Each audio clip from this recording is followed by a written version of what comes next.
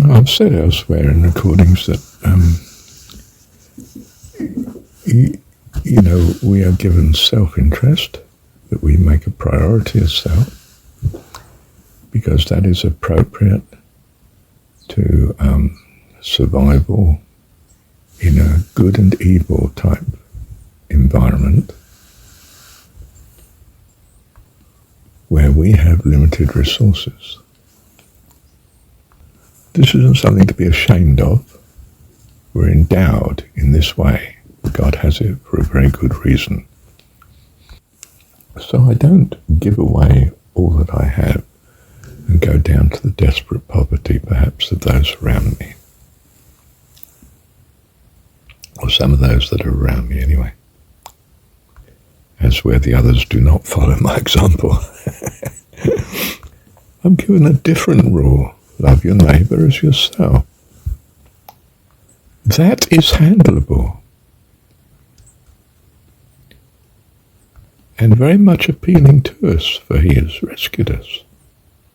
He's been neighbour to us. And not only that, but in loving him who has rescued me, he, of course, even without enlightenment, will value me. I've become sort of part of his household in a sense. Yeah, I mean, if that's fitting in some way. You know, I think of the Queen, who's just died, possibly in this past year, not sure. And, well, she made sure that her personal attending lady had a house, a home. She made provision for her. Why? Because the lady was devoted to her. And the Queen valued this very much. I mean, she's not treating the lady as herself. The Queen is simply wanting to reward for such devotion and good service. The lady herself may have been so devoted because she felt that the Queen had rescued her in many ways, giving her a very interesting life, and who knows what it rescued her from. I mean, quite simply, the person who's going to be a good neighbour is going to have good friends. And he may even come across a few that are real neighbours to him back. Or just good friends. Helpful in many ways, great blessing. You see, God has not given us the impossible. We in our religion are so keen on giving ourselves impossible things. I'm utterly sinful. There is no way I can possibly put myself right. And, I throw myself on the mercy of God, and oh my goodness, the violins play and the tragedy builds, You've got the monk who's flogging himself and wearing a hair shirt. You've got the New Age person who's starving themselves to death because they think fasting is going to do it. We're not like that as parents to our children. How much more then God? Be reasonable. Do you see? Trusting God to be your Heavenly Father puts everything in reasonable perspective. Most embraceable. Of course I'm going to love the one that rescued me, my neighbour,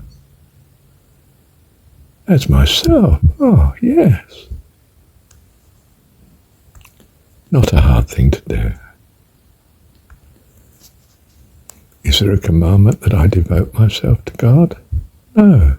There's a principle that if I don't, I'm the poorer.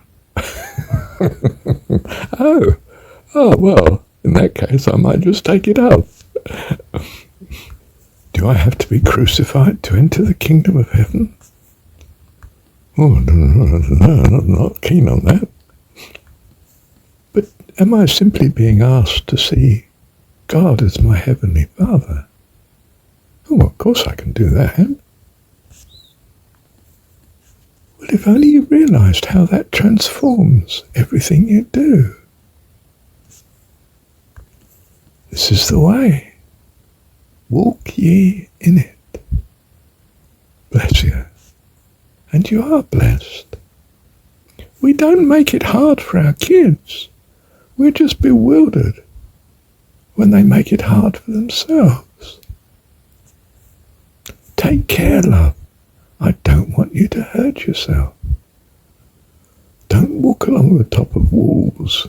Don't climb trees that are unnecessarily put yourself at risk. Don't throw stones at people, darling. They may throw them back. You don't want to be injured. Care for people. You will be so blessed. They may not feel blessed, but you will be blessed. Not necessarily by them either. Can be someone out of the blue. Bless you. Thank you, Dad. Yes, related to this, I should say that you're not asked to be selfless. You've given yourself the impossible again. You don't last long being selfless, except the act of God rescues you. Don't unnecessarily test God in this way. It's no need. You're encouraged to enlarge yourself, to embrace others, not destroy yourself. You're not told to take on responsibility for the whole world. Just love your neighbour as yourself. Honour Mum and Dad, because they've rescued you, haven't they? They're neighbours in a way, aren't they? Love God too, yeah, because, believe it or not, He loves you. Cares for you.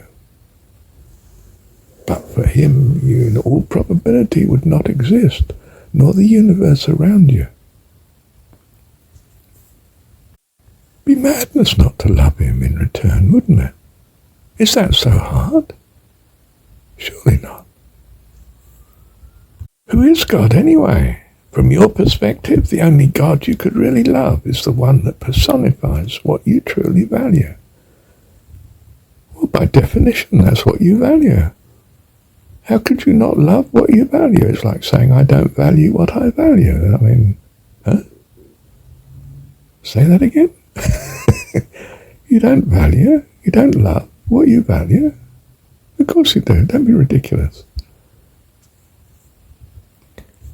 You should be loving your God with all your heart, soul, mind and strength, because that's the God that personifies what you value. Whether it exists or not is neither here nor there. You cannot love any other God than that. And if you find in practice that loving your God makes you a happier, more fulfilled life, well, you're going to keep going on that street, aren't you? Bless you. Thank you, Dad.